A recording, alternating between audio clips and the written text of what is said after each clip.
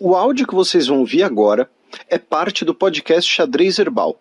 Caso vocês queiram ouvir mais sobre esse assunto e outros temas de política internacional, é só ir em xadrezherbal.com. Agora vocês ficam com a coluna da professora Vivian Almeida. Olá pessoal, espero que estejam todos bem. Bom, como vocês imaginam, hoje eu vou falar sobre a reunião dos BRICS, a ampliação com vários países e especialmente os desdobramentos e as perspectivas econômicas que essa nova configuração pode trazer. A ampliação faz com que o grupo atualmente formado, né, pelos BRICS, que ampliou para Irã, Argentina, Emirados Árabes, Egito, Etiópia, né, tá faltando algum, não sei, faz com que o bloco agora represente 35% do PIB mundial, 46% da população, em face de 33% do G7. A primeira coisa, assim, há uma retórica de que não é uma contraposição ao bloco do G7, não é um bloco contra os Estados Unidos, mas fato é que a gente está falando de um bloco que tem sim uma disputa de potência dominante. A China é uma contraposição aos Estados Unidos, isso, né, surpreendendo 0 pessoas.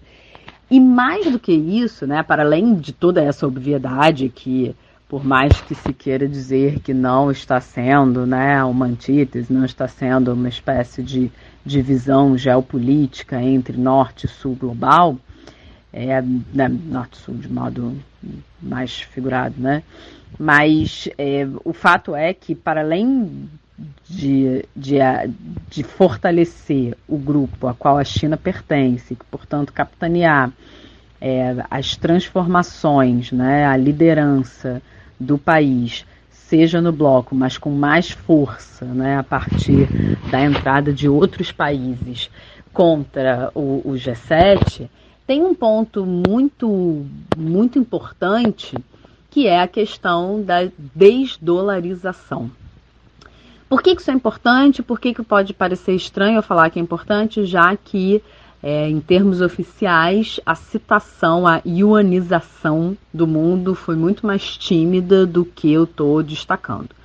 Bom, primeiro que tem um elemento fático, né, que é a Índia fez uma ponderação de que era contrária a manifestações mais ousadas sobre esse processo de iuanização do mundo. Mas ainda que exista, né, factualmente essa restrição por parte da Índia, alguns elementos são muito importantes para a gente entender como que é talvez um dos aspectos mais importantes da organização, da reunião.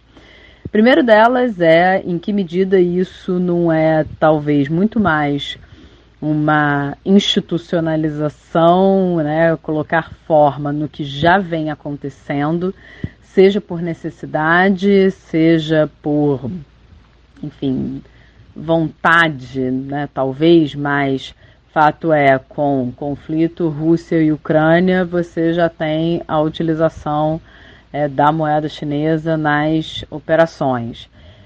Você já tem, e aí um elemento assim super importante da gente pensar. A Argentina, um dos convidados para compor o bloco, está na situação em que quem ganha as prévias é um candidato que diz que não vai fazer acordo com a China. O candidato de extrema-direita, como obviamente, né, já foi bastante repercutido, e, portanto, você não vai fazer nem negócio e, quiçá, tratar diretamente da moeda. Mas, ao mesmo tempo, com as sucessivas crises, com a situação da Argentina se tornando ainda mais dramática, um dos efeitos diretos é a escassez de dólar. Se há uma escassez de dólar, se o Brasil é um dos parceiros comerciais mais importantes, se a China é um dos parceiros comerciais mais importantes, né, primeiro e segundo lugar, respectivamente, e se o Brasil sinaliza ali uma manifestação de que pode adotar o uso da moeda de uma forma bilateral com a China, sem passar pelo dólar, a Argentina fica um pouco sem saída, né, a despeito do próprio país já ter manifestado com os seus candidatos a ideia de que não vai adotar. Mas, de novo, existe quase que um imperativo de que, se você está falando dos seus parceiros comerciais que estão adotando a moeda, é muito difícil que você consiga fugir disso. Então, a gente tem aí uma configuração de novo, um mundo em conflito que torna negociações bilaterais entre esses países que compõem esse meio que novo superbloco já realizadas dessa forma, uma transformação já em curso. Um bloco que cresce o suficiente para fazer um contraponto com o G7, inclusive em termos de participação de PIB, além de quase que a maior parte da população mundial, que também já torna ainda mais interessante, não só na questão estritamente econômica, mas no fluxo de ideias de pessoas, né, o fluxo comercial internacional.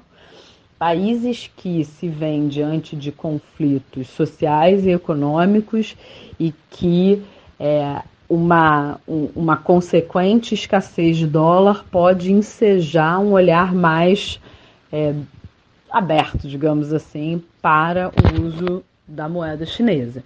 Então, toda essa configuração coloca, de novo, a despeito da retórica de se dizer que não é um contraponto, não é bem assim, uma espécie de consolidação, se não de uma troca de hegemonia, mas uma alternância aí entre poderes agora com uma chancela institucional. Então, de tudo que a gente falou, né, ao longo de vários anos pensando, né, o mundo está um pouco diferente, 2008 a gente ainda sente os efeitos, os Estados Unidos, por várias demonstrações, sejam macro, sejam micro, seja a própria influência, né, tanto hard quanto soft power, né, a gente já vê ali uma transformação.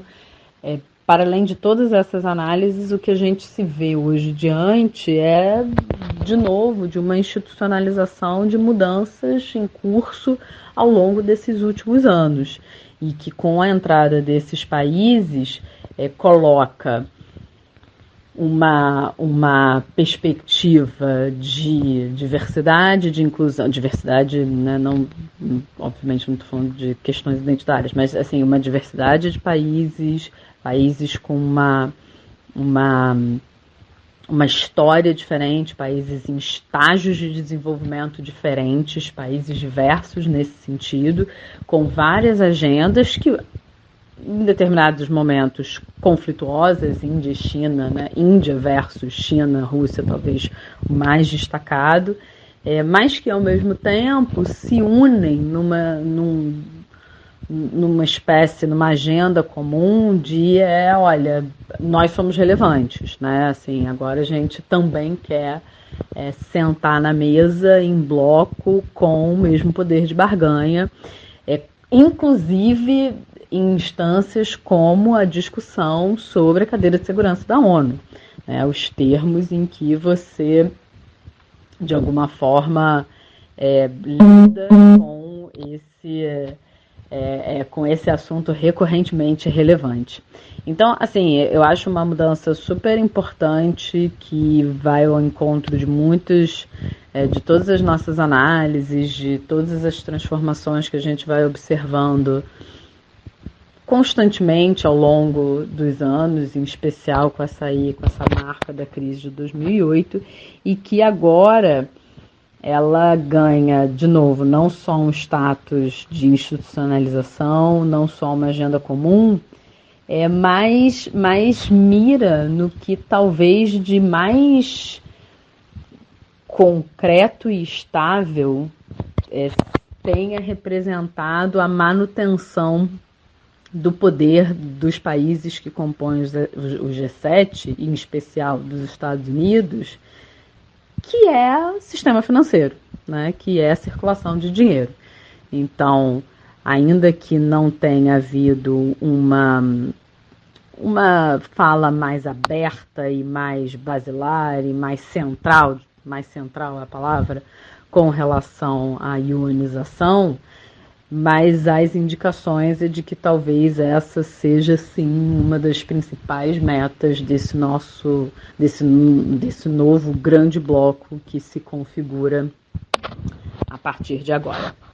Bom, pessoal, é isso. Estou sem dicas, confesso. Então, enfim, só desejo a vocês um ótimo final de semana e até semana que vem. Beijinho.